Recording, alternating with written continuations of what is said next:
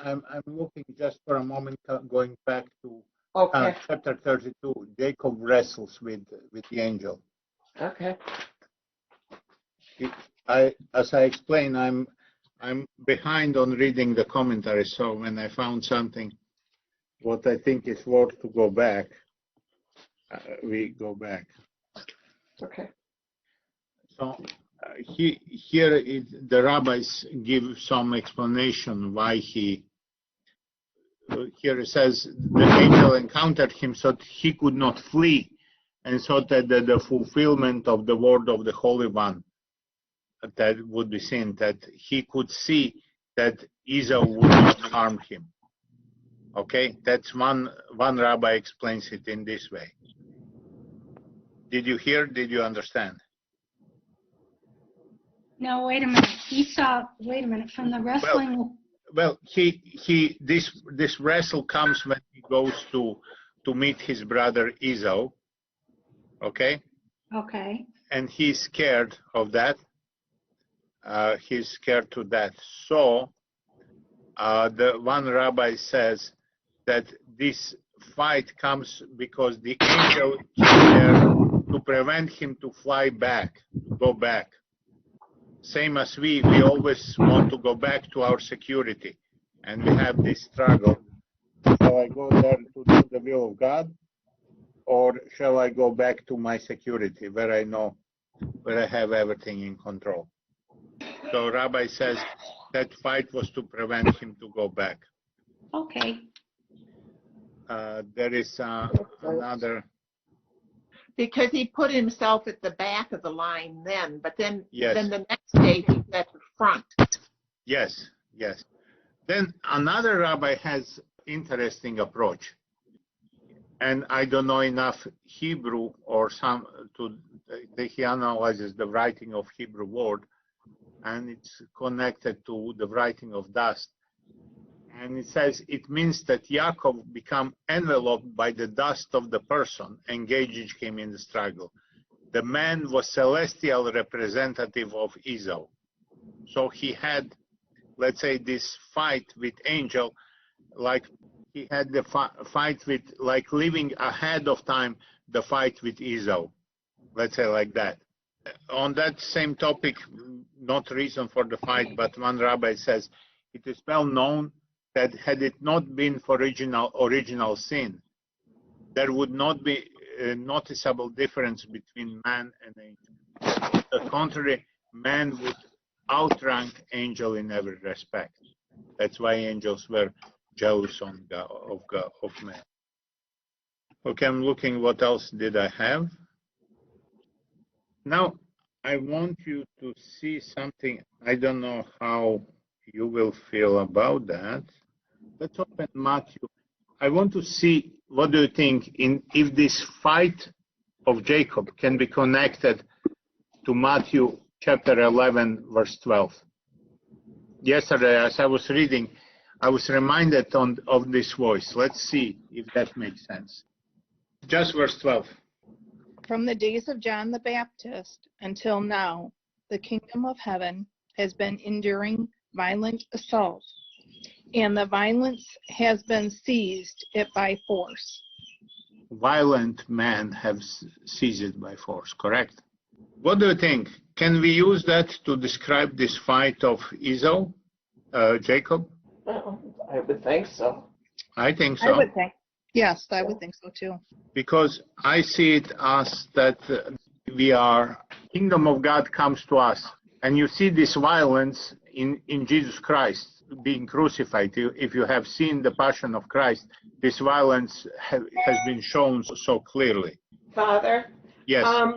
In the Jerusalem Bible, Mm-hmm. the way that reads, it says, since John the Baptist came up to this present time, the kingdom of heaven has been subjected to violence, and the violent are taking it by storm. And then there's a reference to Luke 16. So I flipped to 16, Luke, and it says, up to the time of John, it was the law and the prophets. From then onward, the kingdom of God has been preached, and everyone is forcing their way into it. Does that connect those? Well, yes, I wanted to expand on that. You see, Jesus Christ in another place, he says that it is broad way to hell, but the way to heaven is, You take the narrow road. yeah, if you take the narrow road, yes, you take the narrow road. There is a meme which says, if you think that there is a roadway to hell, highway to hell, and stairway to heaven, that says a lot about the comparative traffic. Yeah. The point is that I would say, and this struggle, violent men take it by force, and that there is a narrow road going to heaven, is that if we go by our nature, if we try to please our nature, our desires, we are not entering the kingdom of heaven. If we simply go following what we feel like, I feel like eating chocolate, or I feel like drinking, I feel like whatever. Not that God doesn't wants us to satisfy our desires. He actually does often. The thing is that our natural desires, if we only follow them, eventually will always lead us away from. And I think that is the answer why there is broad way to hell, because there go the people who simply follow their natural inclination, which are not wrong, but they have to be limited. They have to be checked out. They have to be corrected. And there is narrow way to heaven. Only those who put the check on their natural desires, only those who train, who discipline their desires, who discipline their body and their will, they can enter the heaven. And same thing is expressed then with this, that violent men take force. It is, they do violence to themselves, to their desires, which scream, I want the ice cream, that rhymes, and or the whatever our desires are screaming for, sexual desires, or the any inordinate desire. I don't know, we have here in Manistee quite few people cannot stop going to casino. They hate it whenever they can go there, and they cannot stop. So they have to put that desire in check. They become slaves to their desires. That's the point. It's no problem if we are not Puritan. If we want to drink, we can drink. But if you become slave to your desire to drink, you have to put it under check. If you are not able to say no to your desires. So in that sense, we have to make violence to our desires. Make sense? Yes. Yep. I'm babbling a lot. So, and who can do this violence? I think only one who has clarity how precious is this kingdom of heaven, because our desire claims to give us some kind of happiness which we know, some kind of pleasure which we know, some kind of, let's say, peace. I spoke with somebody who had problem with masturbation and repeats constantly, and he is so frustrated, he doesn't have peace. But before, when he's tempted, he feels that, yes, I have to do that, otherwise I will never have peace. On the contrary, he falls into sin, and actually he's more disturbed than ever before. He hates himself after. So only way to, what can give us strength to enter into this fight is to know that kingdom, the joy of the kingdom of heaven, that peace which kingdom of heaven is. So I think for that reason, Matthew chapter 13, verse 44 and 45 are the answer. So can we go there? The kingdom of heaven is like treasure hidden in a field, which someone has found. He hides it again, goes off in his joy, sells everything he owns, and buys the field. Again, the kingdom of heaven is like a merchant looking for fine pearls. When he finds one of great value, he goes and sells everything he owns and buys it. So to see, once we appreciate what God gives us, once we see the joy which we receive from God, once we experience, I always come with that word experience, at least have some notion, some kind of experience that what God offers us is much greater than anything what can we find in any other place in the world, then we are seeking God with all our strength, or our mind, or our heart.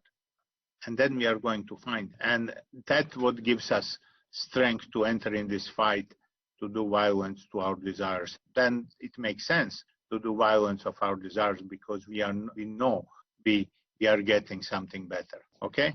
I'll probably put something. I'm thinking about writing another letter now when there is idea that country may be open. I don't know what will come for our church, but one bishop who is happened to be from our seminary, he's bishop in New Mexico. He did, contrary to the desire of the governor, he did the masses on the parking lot. And he said their essential services are open. So the marijuana shops are open, and people don't consider risk of their buying marijuana, which can destroy their life. Liquor shops are open. People don't consider it is risky to go there and buy alcohol. But now you tell me it's risky to come here and receive for free the source of life. Yeah. Well, another comparison, Father, is that I've been just struggling with is the one abortion clinics are open. Yes. But you cannot have, even right now, they're going to change it soon, but outpatient surgery. You cannot do an outpatient surgery procedure right now, but you can go have an abortion. Yes. Who's drawing these crazy lines? It just makes me nuts. Yes, Tim. I heard something that the Pope, I believe it was the Pope's personal pastor, remarked that they're delivering pizzas and we're not delivering the Eucharist. Well, to be honest, if anybody asks me to come in the house and bring communion, I'm doing it. Okay? I don't think Bishop can forbid me that. Until Bishop specifically tells me you cannot visit a person in the house, I'm doing it, you know. And actually, I did call till now more than 100 people and tell them, if anybody asks me, I'm coming. Because Bishop didn't allow us to do the public Eucharist, so I'm not doing it. But I'm trying to find a way to serve the people. To serve the people. And also, what I'm going to put in the letter now, can you imagine? In the first church, first 300 years of the church, after Christ died on the cross, every time anybody was going to Mass was risking their life. There was Paul going, actually Saul at the time, going around to arrest people and bring them to kill them, torture them and kill them. They can be thrown to lions, they can be crucified and anything. And now people are afraid they may get virus, not even die of virus. No, we should, I don't want to sound like say we should be careless. We should be careful, yes. Why to risk anything? But also we should have clarity that this Mass gives us life. And that it's not just symbolic what we are doing here. It is true life. I agree with you. I see that. I fully see what you're saying. And I can understand Bishop very well because in this all cacophony of voices, it was difficult to make the sermon. But now I think it's time to come back. It was difficult. I mean, if we thought it was for a week or two, I would agree with Bishop. Let's not make waves. Let's close the churches. But when you see it is not a week or two, we have to do something. It's going on into May, and who knows how long they're going to make us keep them. So we have to find a way. If I can send you the article, you can send the article to the bishop. It's better to come from the people than from yes. To bishop. Can we do the same? There's definitely ways that the Mass can be performed to the masses and still keep people safe. Well, it's much better if I do Mass on parking lot and people can be there, and each one can decide, I feel communion is so important. So each one can decide, I wish to receive communion is important for me, or somebody may say it's too risky for me. Nobody's obliged, you understand? That is but totally also true. being together with other people, at least on the same parking lot, Christ is present in the people, in congregation. Christ is present in the priest. Christ is present in sacrament. So all these presences of Christ helps us to live our faith in. To speak about literary devices in Book of Genesis and the literary devices in general. We did spoke about some. For one moment to stop and have a look how much of this is employed. My favorite literary device is form follows the content. I mentioned that already twice. Who is not familiar with that? Do I need to repeat it again? form follows the content, my favorite part. So form follows the content means that the style of speaking of the story, style in which story is written, will reflect the story, the content of the story. For me, the simplest example was, and I like that one, is because I noticed it even before I heard about that style. I noticed it when I was reading C.S. Lewis, and he has 3 books, space trilogy, very strange genre, scientific, religious, fantasy, whatever, fiction, scientific fiction with angels and everything else. If you read the first book, Out of Silent Planet, that book has normal rhythm, normal everything, and in this book, the main character is taken to Mars, kidnapped, taken to Mars, and the main part of the story happens on Mars. In second book, Pelandra, the main character is taken to Venus, which in this case is a place full of ocean, water, and everything, very spacious planet. And descriptions go forever.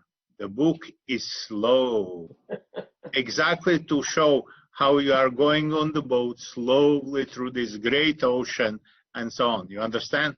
Yeah. This is a perfect example of form follows the content. You have big spacious thing, and description is big, spacious, slow, to give you sense life there on the planet.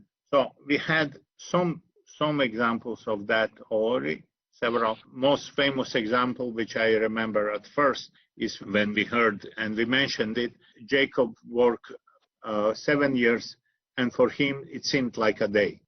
And that's it, what we have of 7 days, not 7 years. Not one more word spent about that. Then we have marriage for 1 week, and he waits for his wife 1 week, and then there is much more words spent for that week than for 7 years before. That would be one example of form follows the content. Let me see other examples I have. There will be, as we come in there are many things in the text we don't see because of the translation. We have to read the commentary to see that. For example, as we read the story of Joseph, who is sold to Egypt, the text is sprinkled with some Egyptian words, which everybody at that time would recognize. Like, I remember one word when Pharaoh says to Joseph, you will become prime minister, and everybody will have to shout, I don't know, some Egyptian word in front of you. That's one thing which we remember. It is similar when you watch movie about World War II, and when you see German soldiers, they speak English in the movie, but here and there they use 1 or 2 German words, correct? Talk with a German accent. Yeah, a bit of German accent and so on. So to have kind of flavor of German. So the text there, when Joseph is in Egypt, gives us some flavor of Egypt by sprinkling some Egyptian words. Also, when Jacob is in Canaan, in his family, we get some foreign words from there, which in translation, most of time we are not going to. They will be smoothed out by all the words equally translated in English, not seeing them as foreign words. So that's my favorite thing once we notice it. It's this form follows content. I think that's very shows the skill of the author. We have seen in the book of Genesis appearance of refrain. You remember the refrain, God saw that it was good. And actually there was a whole structure of that refrain. God saw that it was good. The evening came, morning came, the first day. God saw that on I think third day, God didn't saw that it was good because there was nothing new created, nothing good created. So in the next day, there were 2 parts of creation, and 2 times God saw it. So, and it is beautiful thing that it's created rhythm, it's created refrain, and then rhythm is broken to point us to the fact why the rhythm is there. You see, that there was rhythm was broken in the third day, exactly that we may question why is here not like that. So we may see that nothing was created. If was not rhythm there, we would not notice that. There is a lot of about alliteration, and unfortunately we cannot see that in English translation. You have to see the words in original language. I didn't write any example of alliteration because I don't speak Hebrew, but we have seen another literary technique is naming technique. You remember that one? We have seen that in the story of Ishmael, when Ishmael and Hagar are expelled from the house, their names are not used. So the names are not used. They are named at first Hagar and boy. So it's always named she and boy, so that we have kind of emotional detachment from that. They are not persons. They are just and so on. If you use the name, they become persons. You get attached to them. This naming technique is there to. They're already kind of crossed out from the story. Their names are not there. On the contrary, opposite naming technique in the story of Isaac brought for sacrifice. We have heard, I believe, I didn't count it, probably at least 10 times mentioned father and son. Isaac goes and says to his father, Father, and father answers, yes, my son. At least 2 times there we could skip the word father, but it's just pushed on us, the word father and son, father and son, that we see drama there. Father is going to bring his son to the sacrifice. Also, it's interesting in that story, the naming technique and everything is made kind of to increase drama and to put the center of the story. I didn't mention when we were speaking about sacrificing of Isaac. Did you notice that Sarah is not mentioned? Sarah is mother of Isaac. She's almost not mentioned there. Do you not think Abraham would speak with her? But why is she not mentioned? Because center of the story is not even Isaac, not Sarah. Center of the story is Abraham. How Abraham will react. And we are told on the beginning of the story, this is the test for Abraham. So we don't lose the focus on Sarah. We don't lose focus on what Isaac feels. We focus on what happens inside Abraham. I really, until I didn't read these commentaries, I really didn't appreciate how masterfully this text is written. Understand? It's really masterpiece. Attention to what is important, reader's attention. And we said double or triple meanings that are quite abundant in the Bible, whole Bible. We have given example of the word for Jacob. Actually, Jacob is smooth, and that means halak.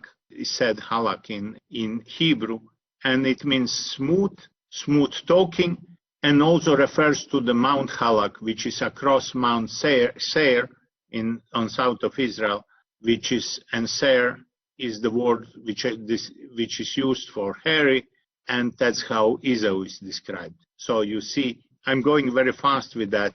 Well, isn't there one reference here? I'm trying to read it.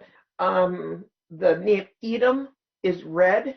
Yes, Edom means red, and that also comes from Esau is referred as a red one because he looked for the soup which is reddish. And for some reason which I never found, that reference of Edom and red will be often transferred to Roman Empire. I could not find how they made this connection to Roman Empire later on. For sure not genetically or something. But they saw Edom as enemy of Israel. Roman Empire is later on enemy of Israel. I guess that's the connection. But okay, it says here that Esau said to Jacob, give me a mouthful of that red stuff there. Yes. Hence the name given to him, Edom. Yes. So they maybe with the Romans, there was so much bloodshed.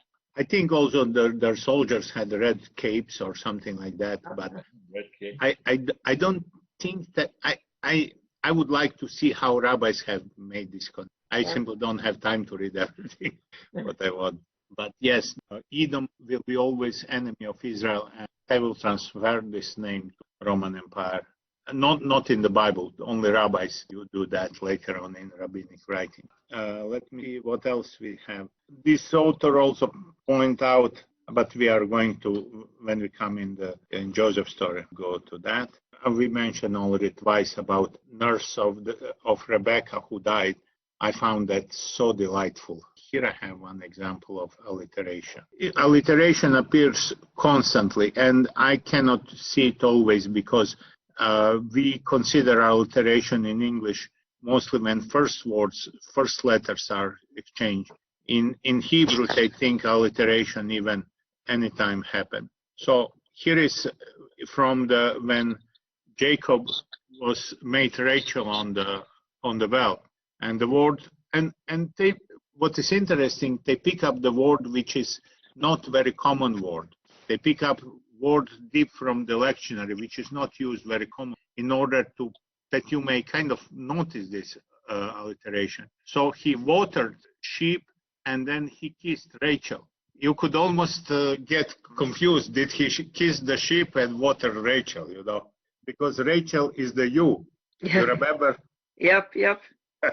So it's easy ever to get confused. It makes me, I really start to desire to learn Hebrew, but I don't have that time. But it would be worth it.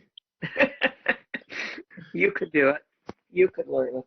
Because it's such, when you see how delightful is that, this playful with the words, you desire to be able to see that for yourself. A joke is not that good when somebody explains you the joke. Beautiful. So let me see what else. One more thing. Did you guys ever hear about chiastic structure? No. Okay, I shared the screen again, and you will see what is chiastic structure. This is quite common in Bible. You will see. I'll give you several examples, and we should not get crazy about analyzing that. But I found it when you see that, you find that we should not get crazy and analyze that too much, but just once you see that there are several places in the Bible which has this chiastic structure, you may see how that this text is not just simply somebody was bored and start to speak something. There is so much intentionality in that text, so much artistry in that text that is really fascinating. So this chiastic structure shows that there are parallel themes in one cycle, like let's say Abraham cycle here. On the beginning of this cycle, chapter 11, we speak about genealogy of Terah. At the end of the cycle, we'll speak about genealogy of Nahor. Second topic in Abraham cycle, chapter 12, is start of Abraham's spiritual odyssey. Almost at the end of Abraham cycle, of course, we speak about climax of Abraham's spiritual odyssey. Then C, Sarah in foreign palace, Abraham and Lot part. C with apostrophe, parallel to that, at the end of Abraham's story is Sarah in foreign palace. Ordeal ends in peace. Abraham and Ishmael part. And you see, here is when you see some stories repeating, you may wonder why this story is repeating, like why Abraham 2 times say, she's my sister. Here you see, because they are completing the structure. You see the point? Yeah, exactly.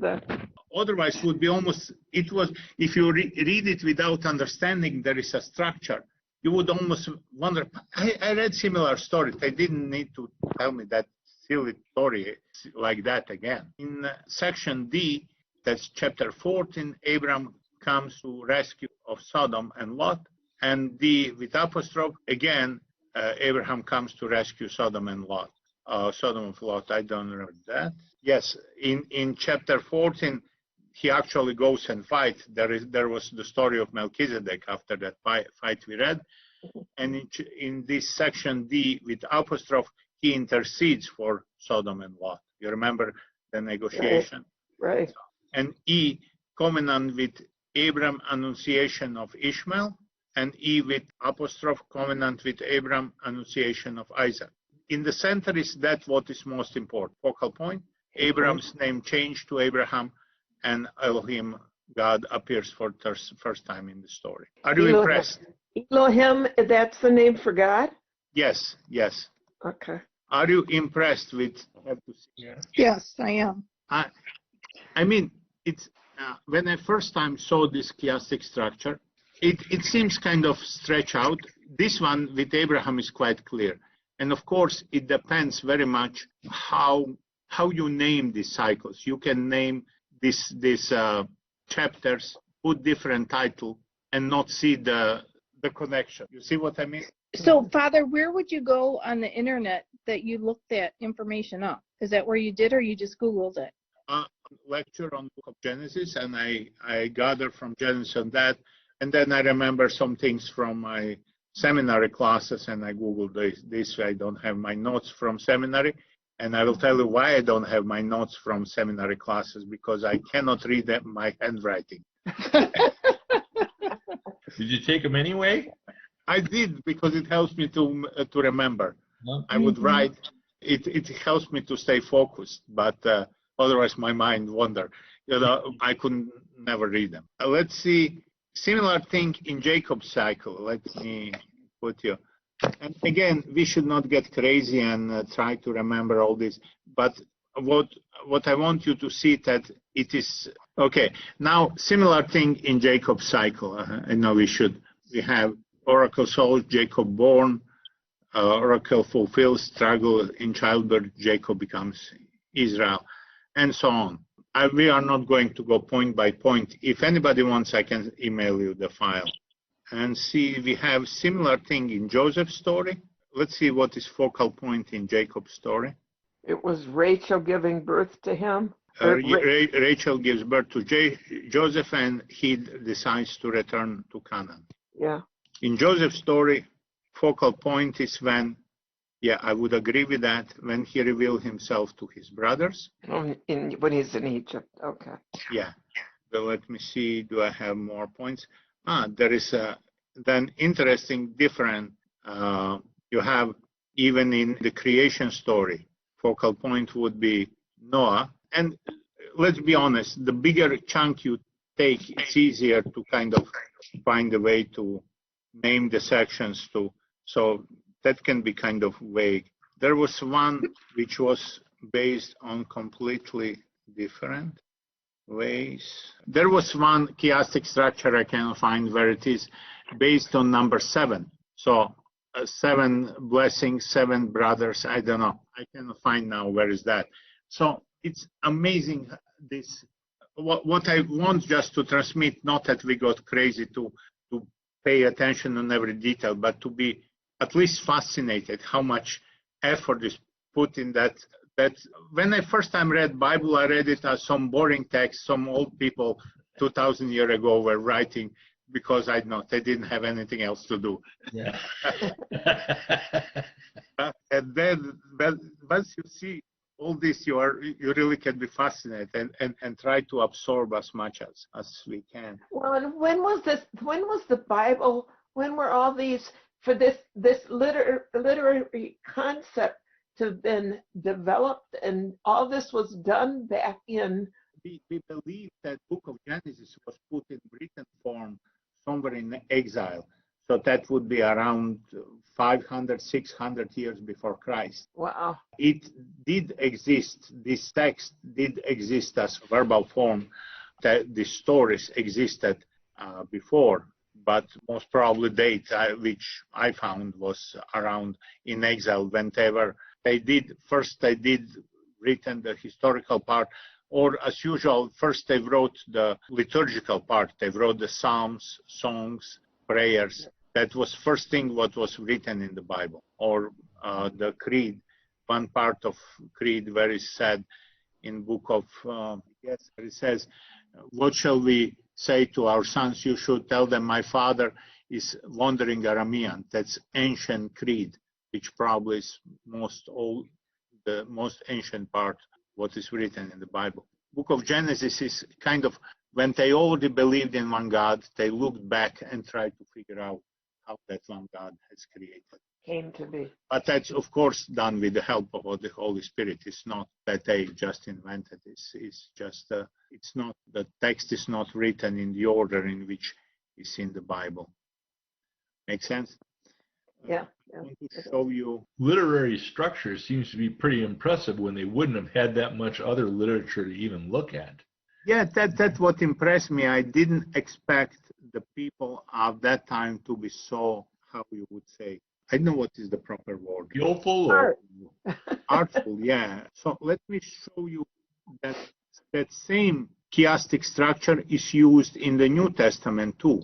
I remember only, okay, so this is Sermon on the Mount here. So Jesus ascends to the mountain, chapter 4, and beginning of chapter 5, end of chapter 7, Jesus descends from the mountain, surrounded by the crowds. That can be kind of extended. In section B, we have blessings. In section B with apostrophe, we have warnings at the end of the Sermon on the Mount. Fulfill law and the prophets, a greater righteousness. C with apostrophe, law and the prophets. And then D is law, and the other author names it greater righteousness in relation to God's law. And here it says relation with wealth and brothers. So you would not see law and relation with wealth and brothers. You would not see very much here connection, but in this way of naming you see it. And that's what I say, depend how we name the section. Greater righteousness in relation to the world. Okay, here a relation to the law, here in relation to the law. And then this author puts it in section E, duties of piety. I added here what I remember from my class, chapter 6. Beginning is the almsgiving in secret. Here is chapter, here E with apostrophe would be fasting in secret. Here would be then F, prayer in secret, or Our Father. I remember in our class that Our Father was focal point, Sermon on the Mount. Okay? Mm-hmm. So you see, I wanted you also to see that very much depend how you name your sections. This, you can name the sections the way you want, but then, make sense? Yeah, it does. Okay, so Very interesting. back. And since we are already on the point of almost, let me give you another example from New Testament. And we have seen that here in the Old Testament, that you have certain keywords which serve to connect the passages.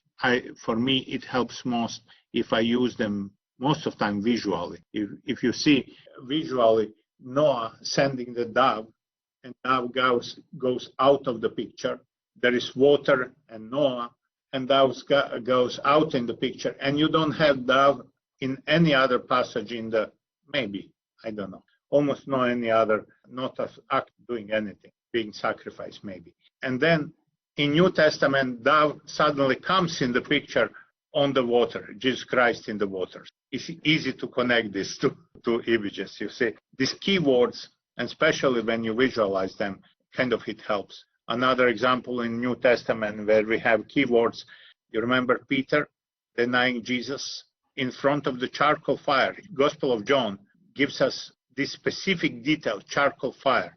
Only two times in the Gospel, charcoal fire appears. There when Peter denies Jesus, and few pages later, when Jesus next to the charcoal fire asks him, Peter, do you love me? We have this charcoal fire as something what shows us you should look at these two events together.